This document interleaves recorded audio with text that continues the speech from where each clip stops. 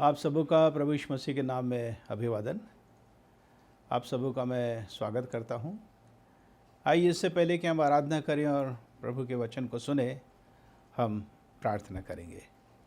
हे पिता परमेश्वर, प्रभु यीशु मसीह के नाम से आपके शरण में आते हैं और धन्यवाद देते हैं क्योंकि आज हम जीवित हैं और स्वस्थ हैं। पिता परमेश्वर, हम पर दया कीजिए। यीशु अपने लहू से धोकर साफ शुद्ध कीजिए ताकि आत्मा सच्चाई से हम सब आपकी आराधना कर सकें, और दया कीजिए कि हम आपके वचन को ध्यान से सुन सकें। प्रभु यीशु के नाम से मांगता हूँ, सुनो ग्रहण कर, आमीन। मैं अपने ग्रैंडसन ऑस्टिन जॉन लॉरेंस का स्वागत करता हूँ।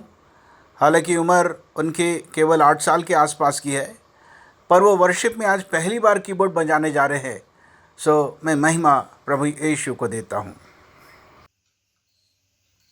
आप सभी को प्रेज लॉर्ड। परमेश्वर के मधुर और मीठे नाम से एक दफ़े फिर से आप सबों का अभिनंदन। इस ऑनलाइन सर्विस में हम आप सबों का स्वागत करते हैं और आइए आज की आराधना को हम शुरू करेंगे। हम परमेश्वर की महिमा में कुछ गीतों को गाएंगे प्रियो।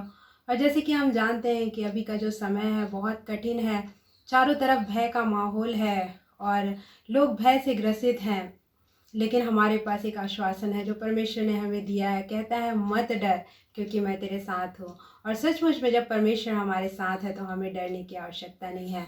आइए हम इस गीत को गाएंगे और परमेश्वर को धन्यवाद देंगे। नहीं डरना, आपसे नहीं डरना, इमैनुअल सदा तेरे साथ है। क्योंकि इमैनुअल का मतलब है कि परमेश्वर हमारे साथ है, और जब परमेश्वर हमारे साथ है तो हमें डरने की आवश्यकता नहीं है।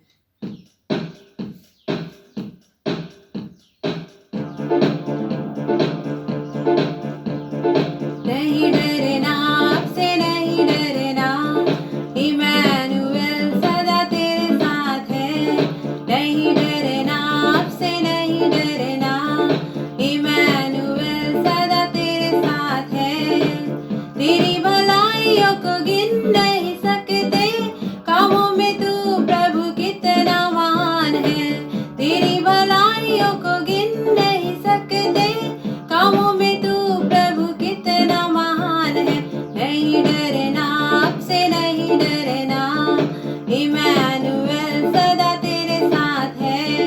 नहीं डरना, आपसे नहीं डरना, इमैनुअल सदा तेरे साथ है। सिंहों की मांद में डाल दिया जाए तभी ना घबराना। आग की ज्वाला जब तुझे घेरे तभी ना घबराना।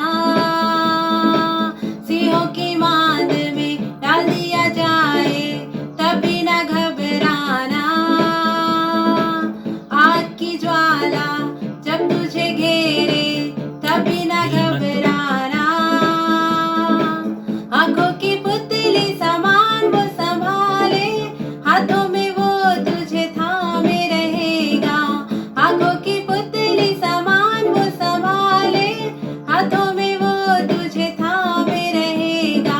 नहीं डरना, आपसे नहीं डरना, इमैनुअल सदा तेरे साथ है। नहीं डरना, आपसे नहीं डरना, इमैनुअल सदा तेरे साथ है। साथ में तेरे कोई ना होवे तभी ना घबराना। साथ तेरे सहने कोई ना होवे तभी ना घबराना। साथ में तेरे कोई ना होवे तभी ना घबराना। साथ तेरे सहने कोई ना होवे तभी ना घबराना। हाथों में गढ़ कर रखा जो तुझको, साथ तेरे चलेगा और साथ रहेगा। हाथों में गढ़ कर रखा जो तुझको, साथ तेरे चलेगा और साथ रहेगा।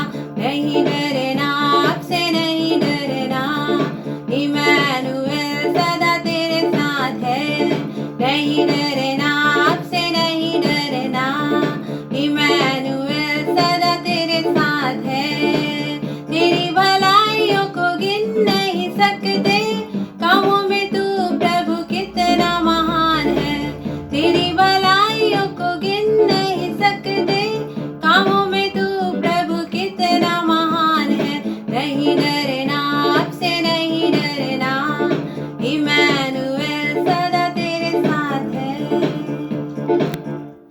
परमेश्वर की महिमा में हम एक और गीत गाएंगे। गीत के बोल हैं, पहुँचोगे उस पार तुम सिय्योन के यात्री। प्रियो, हम देखते हैं संसार में हम एक मुसाफिर हैं और परमेश्वर ने हमें आशा दी है। आप आशा से भरे रहें, उस विश्वास को रखें जो परमेश्वर ने आपको दिया है। हमें विश्वास से परिपूर्ण होना है, परमेश्वर पे भरोसा रखना है, क्योंकि वही हमारा सहारा है, वही हमारी ढाल है, वही हमारा शरण स्थान और गढ़ है। इस संसार में जब हम देखते हैं कि हम एक मुसाफिर की तरह हैं और हम अपनी जर्नी को कर रहे हैं, हम अपने यात्रा को कर रहे हैं, तो प्रियो ये यात्रा हम अकेले नहीं कर पाएंगे। अपने बल और अपनी शक्ति से हम नहीं कर सकते हैं, हमें परमेश्वर की आवश्यकता है। और परमेश्वर ने हमें एक आशा दी है, वो आशा ये है कि एक दिन वो हमें अपने साथ लेके जाएगा। और जब हम इस तैयारी में हैं तो हमको हमेशा निरंतर तैयार रहना है, अपने आप को तैयार रखना है और परमेश्वर के साथ बने रहना है। तो आइए हम इस गीत को गाएंगे और परमेश्वर की महिमा करेंगे।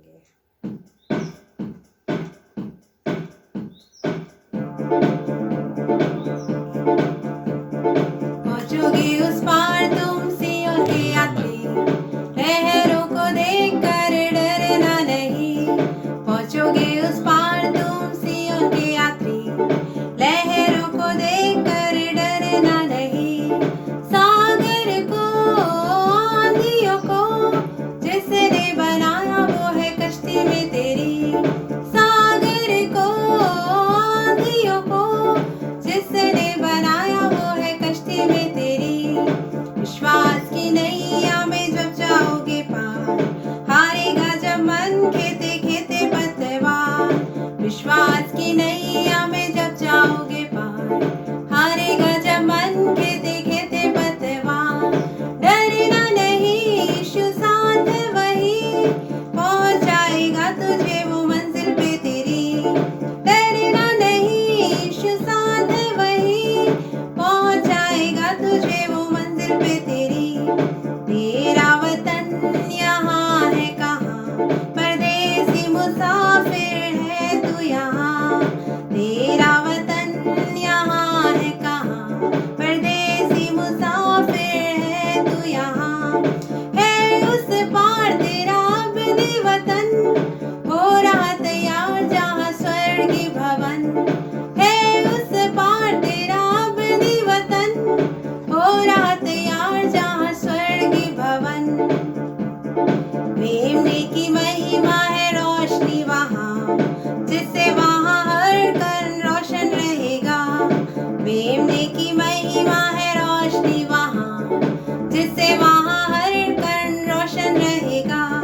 पहनाएगा वो आनंद का लिबास, देगा तुझे वो महिमा का ताज।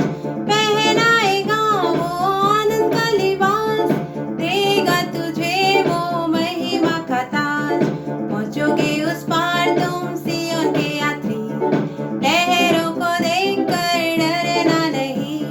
पहुँचोगे उस पार तुम सिय्योन के यात्री, लहरों को देखकर डरना नहीं।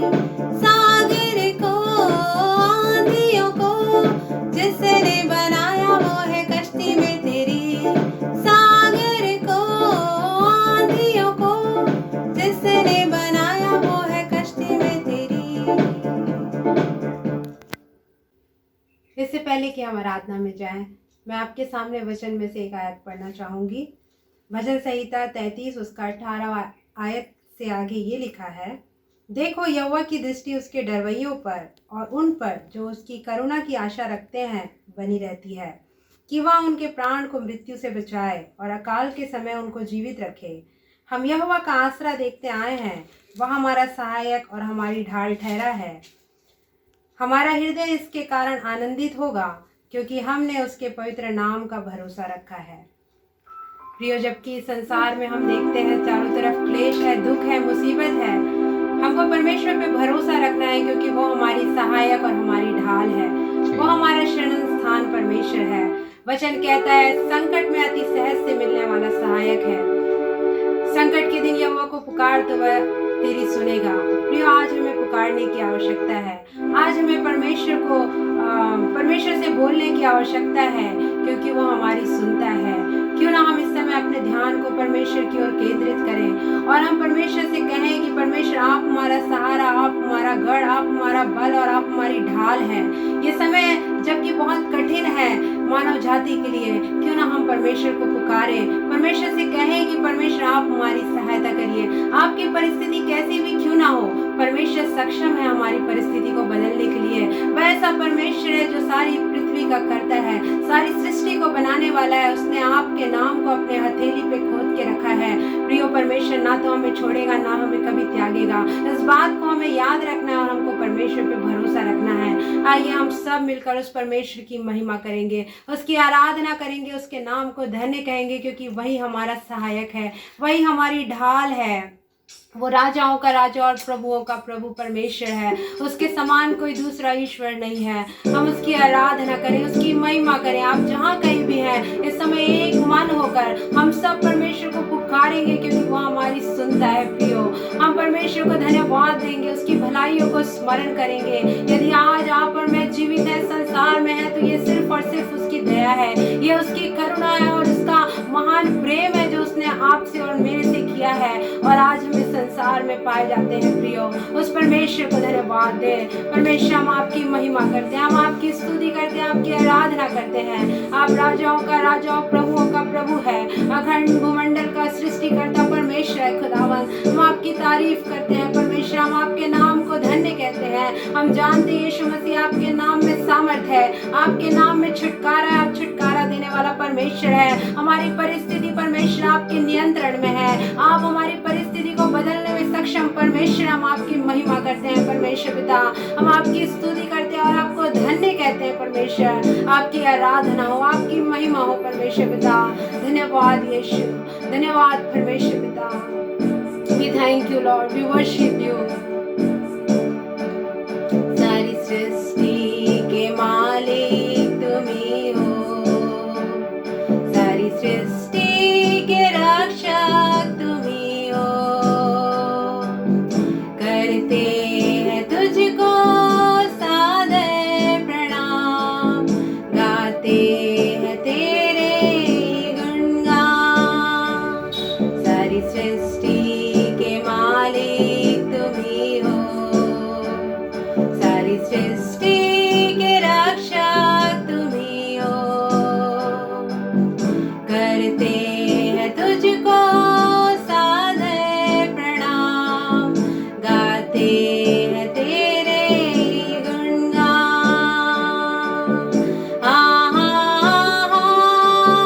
Hallelujah,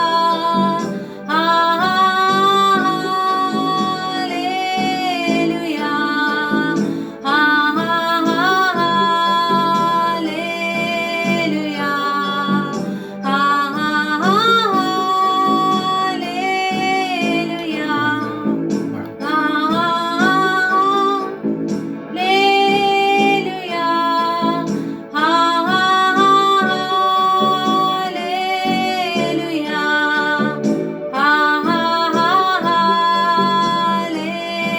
hallelujah,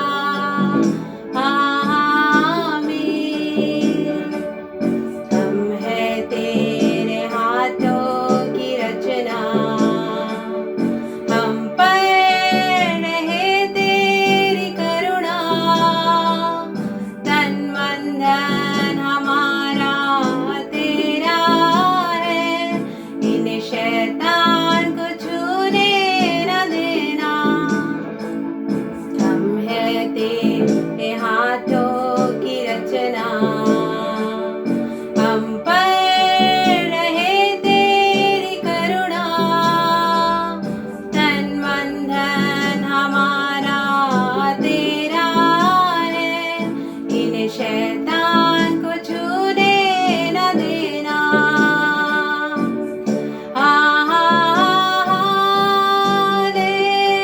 hallelujah, hallelujah, hallelujah,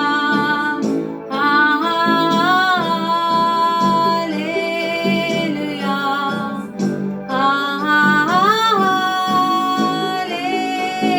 hallelujah,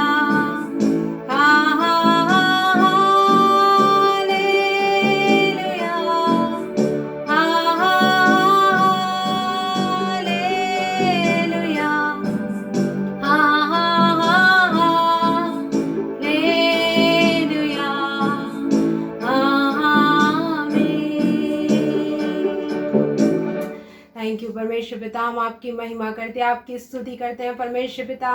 सचमुच ये हमारा जीवन, हमारी आत्मा, हमारी सांसें परमेश्वर सब आपका दिया हुआ दान है परमेश्वर पिता। आपने हमसे असीम प्रेम किया, हमारे लिए अपने आप को उस क्रूस के ऊपर बलिदान कर दिया परमेश्वर।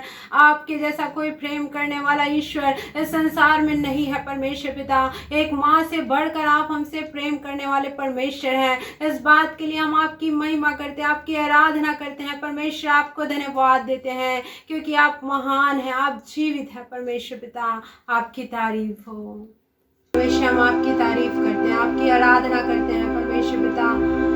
और खुदावंद एक बार फिर से हम कहते हैं कि हम और भी आपकी नज़दीकता को अपने जीवन में महसूस करना चाहते हैं परमेश्वर पिता।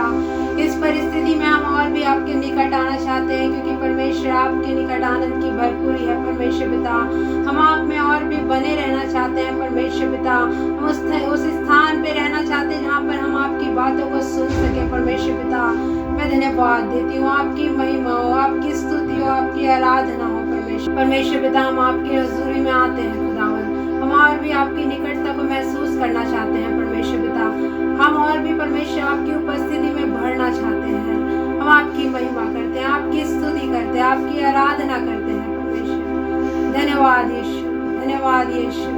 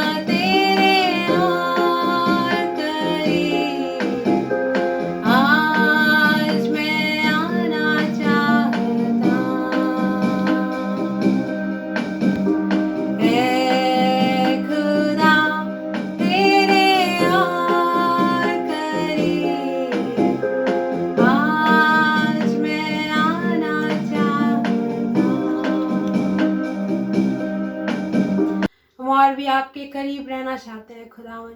हम धन्यवाद देते हैं इस समय के लिए जो आपने हमें दिया है परमेश्वर पिता। हम आपकी स्तुति और आराधना करते हैं परमेश्वर, क्योंकि आज इस संसार में हम जीवित पाए जाते हैं, हम मिट नहीं गए। ये आपकी महाकरुणा का फल है, क्योंकि आपकी दया प्रतिभोर को हमारे जीवन के ऊपर नहीं होती है परमेश्वर। आज हम अपने देश को आपके हाथों में समर्पित करते हैं परमेश्वर। जब हमारे देश की परिस्थिति ठीक नहीं है परमेश्वर, हमारे देश में परमेश्वर मृत्यु का साया जो है वो मंडरा रहा है।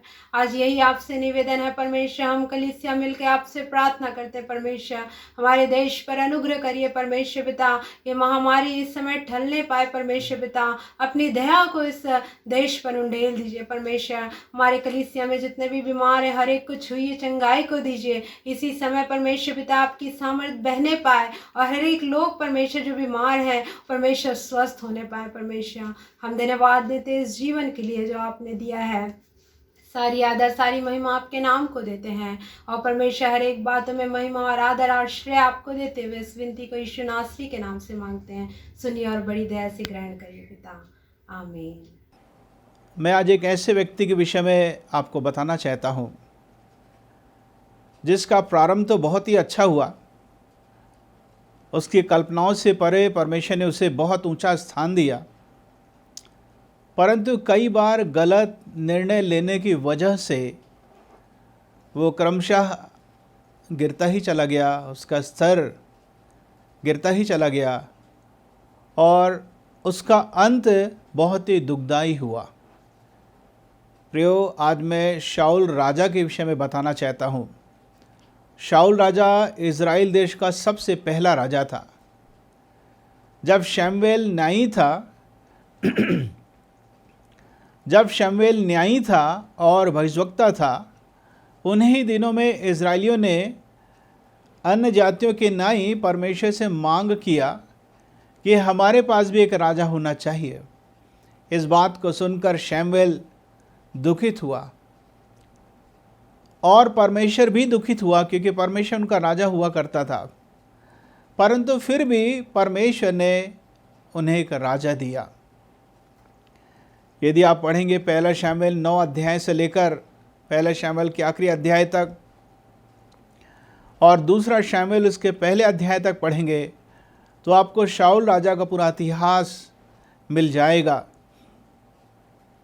इस वक्त मैं बताना चाहता हूँ शाऊल राजा की अच्छी अच्छी बातें, अच्छे गुण जिससे हम बहुत कुछ बातों को सीख सकते हैं। पहला शमूएल उसका 9 अध्याय पहला दूसरा तीसरा पद। शाऊल जो था वो कीश का बेटा था और यह बिन्यामीन गोत्र का था। शक्तिशाली सूरमा था, योद्धा था और काफ़ी ऊंचे कद का था और बहुत ही सुंदर दिखता था। परमेश्वर ने चाहे जैसा भी शरीर आपको प्रदान किया है वो परमेश्वर की महिमा के लिए है। अपनी तुलना किसी इंसान से ना करें। परमेश्वर ने आपको बहुत ही सुंदर बनाया है। जो कुछ परमेश्वर ने आपको दिया है वो परमेश्वर की महिमा के लिए है। सो धन्यवाद दे अपने शरीर के लिए। बाइबल में लिखा है, ये तो पहला गुण मैंने आपको बताया कि वो बहुत ही सुंदर था, ऊंचे कद का था और योद्धा था। पहले शमूएल 9 अध्याय 4 वचन से आगे पढ़ेंगे तो पता चलेगा कि जब कीश की गधियाँ खो गईं तो उसने अपने बेटे शाऊल से कहा कि तुम जाओ और पशुओं को ढूंढ कर लाओ। और लिखा कि शाऊल अपने सेवक के साथ गया। कौन बेटा अपने पिता की इस प्रकार की आज्ञाओं को मानेगा आजकल इन दिनों में, ऐसा कह सकता हूँ। लेकिन शाऊल जो था अपने माता पिता का आज्ञाकारी था। ये बात मुझे बहुत अच्छी लगी।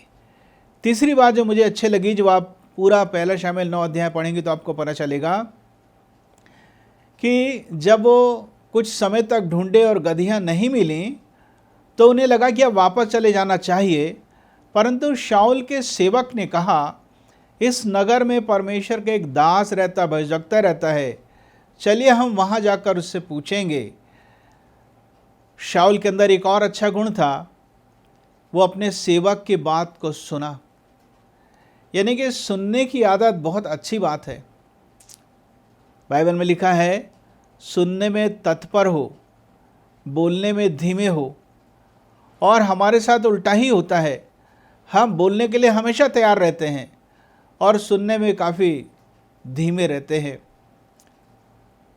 शाऊल का जो सेवक था, शाऊल के स्तर का नहीं था, लेकिन फिर भी शाऊल सुना। हो सकता है कुछ लोग आपके स्तर के ना हो, चाहे धन के मामले में या पढ़ाई या आपके वर्तमान जीवन के अनुसार।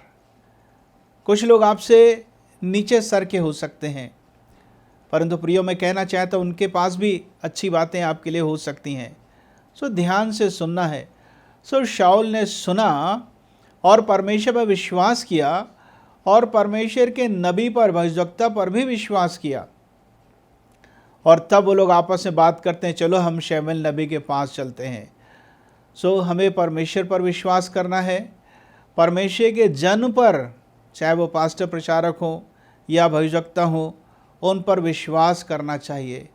उनकी जो भी प्रार्थना होती है या उनके जो भी संदेश होते हैं जो बाइबल पे आधारित होते हैं, हम जांच सकते हैं और उन्हें ग्रहण कर सकते हैं।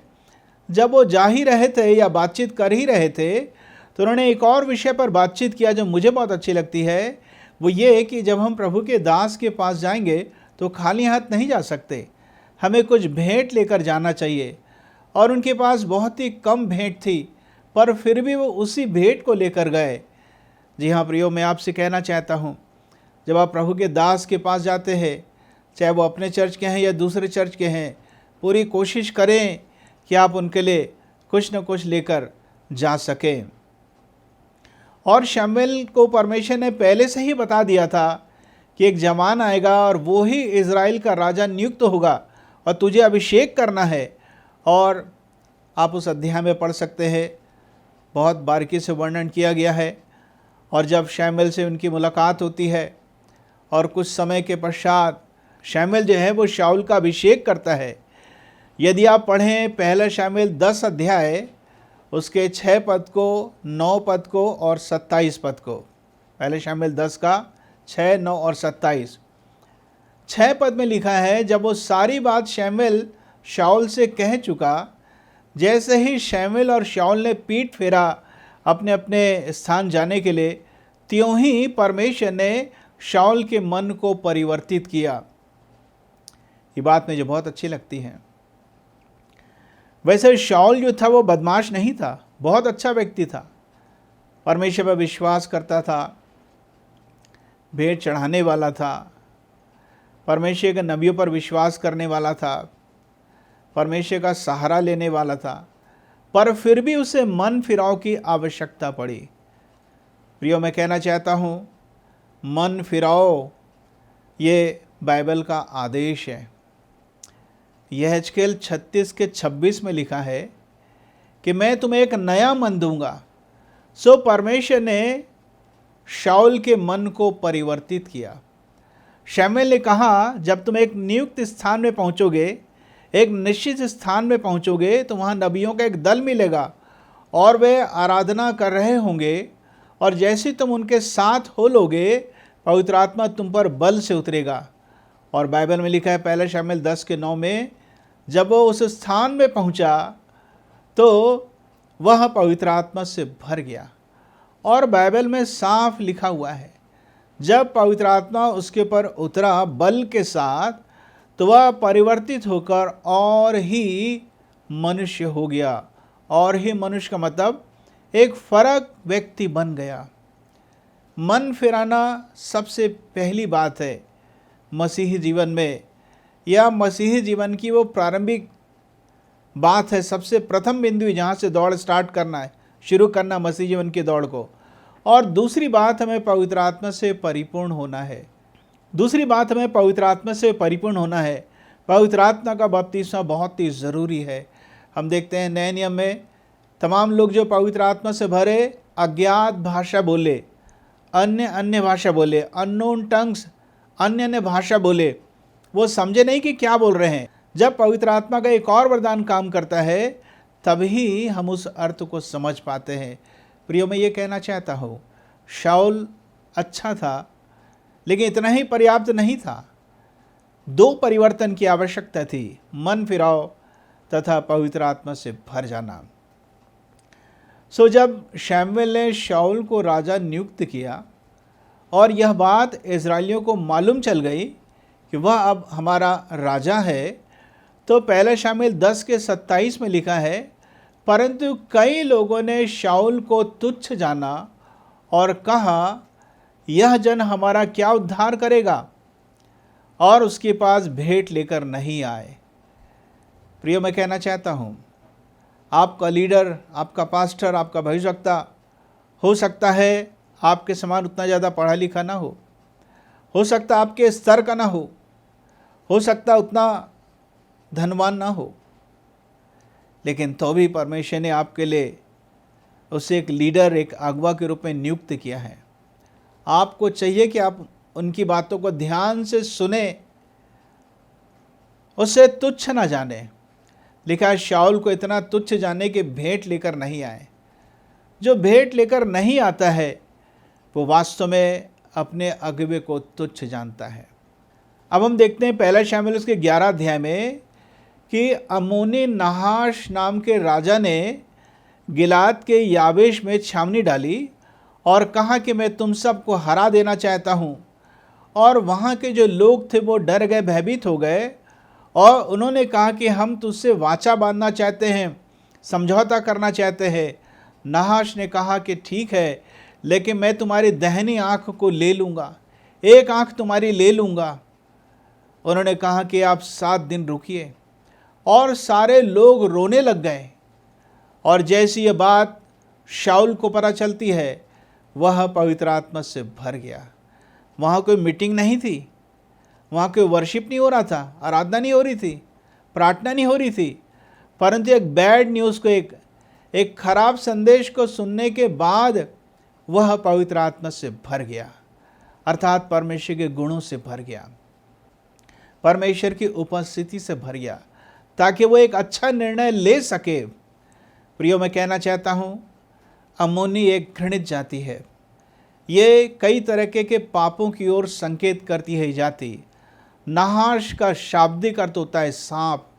सांप अर्थात शैतान, लूसीफर, दुष्ट आत्माएं जो आपको नुकसान पहुंचाना चाहती है। आपने कई बार स्वप्न में सांप देखा होगा, बड़े सांप को, अजगर को आपने देखा होगा, या छोटे सांप को आपने देखा होगा, जो समस्याओं को और रोग बीमारी और शैतानिक कामों की ओर संकेत करती है। वह आपके जीवन को बिगाड़ना चाहती है। वह आपके दर्शन को, आँख का मतलब आपके दर्शन के जीवन को ले लेना चाहती है। गिलाद के लोगों ने कहा, याबेश के लोगों ने कहा कि हम तो वाचा बांधना चाहते हैं। आज कई लोग शैतानिक शक्तियों से वाचा बांधना चाहते हैं क्योंकि वो अपने आप को निर्बल समझते हैं। लेकिन शाऊल ने कहा कि हम उन शत्रुओं को हरा देंगे। उसने 3 दल बनाया। पहले शामिल 11 अध्याय में लिखा है, आज हमें 3 दल की आवश्यकता है। प्रार्थना करने वाले लोग, संदेश या गवाही देने वाले लोग, तीसरा आर्थिक रूप से सहयोग करने वाले लोग। यदि कलीसिया में इन 3 प्रकार के लोग हैं, दल हैं, तो हम आसानी से शत्रुओं पर हम जय प्राप्त कर सकते हैं। पहला शामिल 14 अध्याय के 47 पद में लिखा है कि शाऊल ने, जहाँ कहीं शाऊल को भेजा जाता था, शाऊल विजय को प्राप्त करता था। सो अभी तक तो मैंने बताया शाऊल के अच्छे अच्छे गुणों के बारे में। प्रिय, मैं बताना चाहता हूँ कि शाऊल राजा कई बार गलत निर्णय लिया और क्रमशः उसका स्तर गिरता ही चला गया। उसका समय अनावश्यक बातों पर बर्बाद हुआ। सबसे पहली बात मैं बताना चाहता हूँ, यदि आप पहला शामिल 13 अध्याय पढ़ें तो आपको पता चलेगा परमेश्वर ने शमूएल से बातचीत किया, शमूएल ने शाऊल से बातचीत किया। शमूएल ने कहा था शाऊल से कि मैं गिलगाल में आऊँगा और मैं भेंट चढ़ाऊँगा और तू मेरी प्रतीक्षा करना। ऐसा लिखा है कि शमूएल ठहराए हुए समय तक नहीं आया, अर्थात जब तक शाऊल राजा ने प्रतीक्षा किया। तब बाइबल में लिखा है 13 अध्याय, पहला शमूएल 13 अध्याय 13 वचन से आगे कि शाऊल ने कहा, भेंट मेरे पास लेकर आओ और मैं बलिदान चढ़ाऊँगा। सबसे पहली गलती उसने बलिदान चढ़ा कर की, क्योंकि शमूएल ने कहा था प्रतीक्षा करना, मैं बलिदान चढ़ाऊँगा। दूसरी बात, वह परिस्थितियों की तरफ देखने लगा। उसने ध्यान दिया कि लोग मेरे पास से जा रहे हैं और मैं शत्रुओं से घिरा हुआ हूँ। प्रियो, परिस्थितियों की तरफ मत देखिए। कुछ लोग आज आपके साथ हैं, हो सकता है आपके साथ ना हो आने वाले दिनों में, पर जो आपके साथ है, जो आपको कभी नहीं छोड़ेगा, वह है प्रभु यीशु मसीह, स्वर्ग की सेना। हालेलुया। परमेश्वर आपके साथ है। तो परिस्थितियों की तरफ उसने ध्यान दिया। तीसरी बात, उसने नेगेटिव सोचा। तीसरी बात, वह नकारात्मक सोचा। मैंने सोचा कि शत्रु मुझ पर आ पड़ेंगे। नकारात्मक क्यों सोचना? कुछ लोग हमेशा ये सोचते हैं कि मैं बीमार पड़ने वाला हूँ, मेरा नुकसान हो जाएगा, घर में कोई न कोई असमय ख़त्म हो जाएगा, मैं बर्बाद हो जाऊँगा, रोड में आ जाऊँगा। कुछ लोग हमेशा ही उल्टा सोचते हैं, नकारात्मक सोचते हैं। शाऊल ने भी सोचा शत्रु मुझ पर आ पड़ेंगे। चौथी बात कहता है शाऊल कि मैंने विनती भी नहीं की थी, प्रार्थना का जीवन नहीं था। सबसे बड़ी बात, प्रार्थना का जीवन आपके पास होना चाहिए। खाने की प्रार्थना तो करना ही है, आपको धन्यवाद देना है, पर उसके अलावा व्यक्तिगत समय जो आप प्रार्थना में व्यतीत करते हैं, प्रार्थना केवल मांगना ही नहीं, लेकिन परमेश्वर के सामने उपस्थित होना, अपनी बात को कहना और परमेश्वर फिर अपनी बात आपको कहेंगे। प्रार्थना करना वास्तव में एक डिवाइन ट्रांजैक्शन है, एक ईश्वरीय लेन देन है प्रार्थना का समय। फिर वो कहता है कि मेरी इच्छा नहीं थी, पर फिर भी मैंने बलिदान चढ़ा दिया। अर्थात उसका विवेक, उसका कॉन्शियंस, उसका ज़मीर उसे रोक रहा था कि तुम ये काम मत करो, पर फिर भी उसने वो ही काम किया। और तब जैसे ही शमूएल आया, शमूएल ने कहा कि तुमने ये काम बड़ी मूर्खता के साथ किया है। सो शाऊल ने जो कुछ किया वो बड़ी मूर्खता के साथ किया, वो काम ही मूर्खता का काम था। जब परमेश्वर ने कहा कि प्रतीक्षा करना है, शमूएल ने कहा प्रतीक्षा करना है, उसने प्रतीक्षा नहीं किया। प्रतीक्षा करना, बाट जोहना सीखना है। कोई ज़रूरी नहीं कि सब कुछ जल्दी जल्दी हो जाए, बस हमें परमेश्वर के समय के लिए रुकना है और चाहिए कि हम परमेश्वर को अवसर दें कि परमेश्वर अपना काम करे। पहला शमूएल उसका 15 अध्याय, यदि पहले दूसरे वचन से आगे पढ़ें तो आपको पता चलेगा। परमेश्वर ने शमूएल से कहा, मुझे स्मरण आता है कि इजरायलियों का विरोध अमालेकियों ने किया था, इसलिए अमालेकी जाति को ख़त्म कर देना। परमेश्वर ने शमूएल से कहा। शमूएल ने शाऊल राजा को आदेश दिया, परमेश्वर की ओर से आज्ञा मिली है मुझे कि तुम अमालेकी जाति को नाश कर दोगे, किसी इंसान को नहीं छोड़ना और उनके पशु को भी ख़त्म कर देना। तो शाऊल राजा ने क्या किया? सबको ख़त्म किया, पर उसके राजा आगाग को उसने बचा लिया और उसने अच्छे अच्छे पशु को रख लिया। और जैसे ही शमूएल आया, शाऊल ने कहा, आपने जो कुछ मुझसे कहा था मैंने पालन किया है। देखिए, वो परमेश्वर के दास से झूठ बोल रहा है, वो अनाज्ञाकारी बन गया और परमेश्वर के दास से झूठ बोल रहा है। प्रियो, इससे पहले कि शाऊल बोलता, परमेश्वर ने एक रात पहले ही शमूएल से बातचीत करके शाऊल के दशा को बता चुका था। परमेश्वर के दासों से झूठ मत बोलिए, अपने पापों को छिपाइए मत। परमेश्वर सब कुछ स्पष्टता से बता देने वाला परमेश्वर है। प्रियो, मैं कहना चाहता हूँ कि वह परमेश्वर को धोखा दिया, परमेश्वर के दास को धोखा दिया, उसने झूठ बोला। और जब शमूएल ने कहा, ये जानवरों की आवाज़ कैसे आ रही है, रंभाने की बम्बाने की आवाज़ कैसे आ रही है, शाऊल ने कहा, ये तो मैंने परमेश्वर को बलिदान चढ़ाने के लिए रख लिया है। तब शमूएल को कहना पड़ा, क्या परमेश्वर होम बलि और बलिदानों से प्रसन्न होता है? परंतु प्रसन्न इससे होता है कि लोग प्रभु की आवाज़ को सुने और उसका पालन करें। फिर ऐसा भी लिखा हुआ है कि राजा शाऊल लोगों का भय मानना शुरू कर दिया। अर्थात लोगों को खराब लग सकता है, लोग मुझे क्या बोलेंगे। पहला शमूएल 15 अध्याय 24 पद। लोगों के भय मानने की वजह से यह अनाज्ञाकारी हुआ, ये भी कारण था। प्रियो, हमें लेखा तो परमेश्वर को देना है, मनुष्य को लेखा नहीं देना है। इसलिए मनुष्य से हम क्यों डरें, हम परमेश्वर से डरें। फिर ऐसा लिखा हुआ है, सबसे बड़ा नुकसान शाऊल राजा का यह हुआ कि उसने बहुमूल्य परमेश्वर की उपस्थिति को खो दिया। पहला शमूएल 16 अध्याय उसका 14 वचन। प्रियो, संसार में सबसे कीमती आपका घर नहीं, आपका परिवार, आपके बच्चे नहीं। सबसे कीमती आपका गहना या आपके कार या आपकी संपत्ति नहीं। सबसे बहुमूल्य परमेश्वर है, प्रभु यीशु मसीह, या परमेश्वर का आत्मा है। परंतु शाऊल राजा अपने गलत निर्णयों के वजह से क्रमशः गिरता ही चला गया, अनाज्ञाकारी होता ही चला गया, और अंत में ऐसी स्थिति आई कि परमेश्वर की आत्मा उसके जीवन से उठ गई, चली गई। और दूसरी बात, जैसे ही पवित्र आत्मा अलग हुआ, दुष्ट आत्मा उसे सताना शुरू कर दिया। यशायाह 63 के 10 में लिखा है कि जब लोग पवित्र आत्मा को खेदित किए, शोकित किए, तो पलटकर वह उनका शत्रु हो गया। प्रियो, पवित्र आत्मा को तुच्छ न जाने, उसके उपस्थिति को संभाल कर रखें। और हम आगे पढ़ते हैं पहला शमूएल 17 अध्याय में कि पलिश्तियों की ओर से एक शक्तिशाली व्यक्ति आया जो इजरायलियों को ललकारने लगा। उसका नाम था गोलियात। कोई उसे हरा नहीं पा रहा था, सामना करने के लिए कोई जा नहीं पा रहा था। लेकिन दाऊद गया, दाऊद का अभिषेक हो चुका था शमूएल नबी के द्वारा, और वह पवित्र आत्मा से परिपूर्ण रहता था, और दाऊद ने गोलियात को हरा दिया।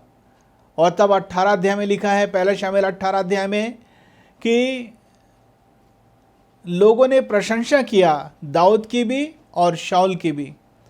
लेकिन प्रशंसा में ये कहा गया कि शाऊल ने हजारों को मारा, दाऊद ने लाखों को मारा। और पहला शमूएल 18:8 में लिखा है, यह बात सुनते ही शाऊल क्रोध से भर गया, ईर्ष्या की भावना से भर गया। यदि उस पद को पढ़ें तो ऐसा ही पता चलेगा। उसके कहने का मतलब, मेरी प्रशंसा कम की गई, दाऊद की प्रशंसा ज़्यादा की गई, और वह ईर्ष्या की भावना से भर गया। प्रियो, मैं कहना चाहता हूँ, लोग आपकी प्रशंसा कम कर सकते हैं, दूसरे व्यक्ति की प्रशंसा आपके सामने ज़्यादा कर सकते हैं। आपको ईर्ष्या की भावना से भरना नहीं है। ईर्ष्या अपने आप में दुष्ट आत्मा का काम है। कोई व्यक्ति आपसे ज़्यादा धनी हो सकता है। मैंने सेवकाई में अब तक देखा है, मुझे करीब 40 साल हो रहे हैं सेवकाई करते करते, लेकिन मैंने देखा कुछ एक लोग अभी 2 साल हुआ है, 10 साल, 5 साल, और मुझसे काफ़ी ज़्यादा आगे बढ़ गए हैं सेवकाई में। बड़ी बड़ी कलीसियाएँ हैं और परमेश्वर के दान वरदानों से परिपूर्ण है, पर मेरे अंदर किसी प्रकार की ईर्ष्या की भावना नहीं। मैं ऐसा सोचता हूँ, जो टैलेंट्स, जो तोड़ा प्रभु ने मुझे दिया है, बस मुझे उस तोड़े को इस्तेमाल करना है। जिन्हें कम दिया गया है उनसे वैसा हिसाब लिया जाएगा, और जिन्हें ज़्यादा दिया गया है उनसे वैसा लेखा लिया जाएगा। और बात यहाँ तक आ पहुँची कि राजा शाऊल जो है, चूँकि दाऊद की प्रशंसा ज़्यादा की गई और उसे लगा कि अब मेरा राज्य दाऊद को मिल जाएगा, तो उसने भाले से मारने की कोशिश किया राजा दाऊद को। एक बार नहीं, कई बार उसने ख़त्म करना चाहा। यदि आप पहले शमूएल पढ़ेंगे आपको ये पता चलेगा, अपने चुने हुए योद्धाओं को लेकर शाऊल ढूंढा करता था कि दाऊद को ख़त्म कर दें। न केवल घातक हथियारों से लोग परमेश्वर के दास दासियों की हत्या करते हैं, सताते हैं, घायल करते हैं, परंतु सबसे दुखदाई बात यह है कि वो अपने शब्दों से प्रभु के दास दासियों को घायल करते हैं। प्रियो, आपके शब्द पास्टर प्रचारकों के प्रति कैसे रहते हैं, विशेषकर आपके पास्टर प्रचारकों के प्रति? यद्यपि हम परमेश्वर के सेवक तो ज़रूर हैं, पर हम आपके घर के नौकर नहीं हैं। परमेश्वर जैसा हमें संदेश देता वैसा ही प्रचार करते हैं। हम हर एक मनुष्य को खुश तो रखना चाहते हैं, परंतु परमेश्वर को पहला स्थान, परमेश्वर जैसा हमें बोलता है वैसा ही हम लोगों को सुनाते हैं, चेताते हैं, चेतावनी देते हैं, उत्साहित करते हैं। सो अच्छा बर्ताव करें अपने पास्टर और अपने अगुवों के साथ। यदि आप पढ़ें पहला शमूएल उसके 18 अध्याय में, पहला शमूएल 18 अध्याय में, जब शाऊल दाऊद को कई बार मारना चाहा, लेकिन दाऊद हमेशा परमेश्वर की आत्मा से परिपूर्ण रहता था, बुद्धिमानी के साथ काम करता था, अपना बदला नहीं लेता था। इन सारी बातों को देखते हुए शाऊल दाऊद से डर गया, लिखा है। कई बार शब्द आया है पहला शमूएल 18 अध्याय में। और इस तरीके से शाऊल अपने जीवन में गहराई से पश्चाताप नहीं किया। वो मानता ज़रूर था कि हाँ, मुझसे गलती हुई है, परंतु कह सकते हैं कि एक खोखला पश्चाताप, एक शैलो रिपेंटेंस, एक ऐसा पश्चाताप जिसमें गहराई नहीं थी। एक सच्चा पश्चाताप वो होता है जिसके पश्चात आदमी सुधर जाता है। और फिर ऐसा हुआ, जब वह पलिश्तियों से घिर गया, शाऊल राजा बहुत परेशान हो गया, व्याकुल हो गया, तो उसने परमेश्वर से प्रार्थना किया पहला शमूएल 28 के 6 में। लेकिन परमेश्वर ने किसी भी रीति से शाऊल राजा को उत्तर नहीं दिया, न तो उरीम तुमीम से, न ही भविष्यवक्ताओं के द्वारा, किसी भी रीति से उत्तर नहीं दिया। ये इस बात का संकेत था कि परमेश्वर अब शाऊल की प्रार्थना सुनना बंद कर चुका है।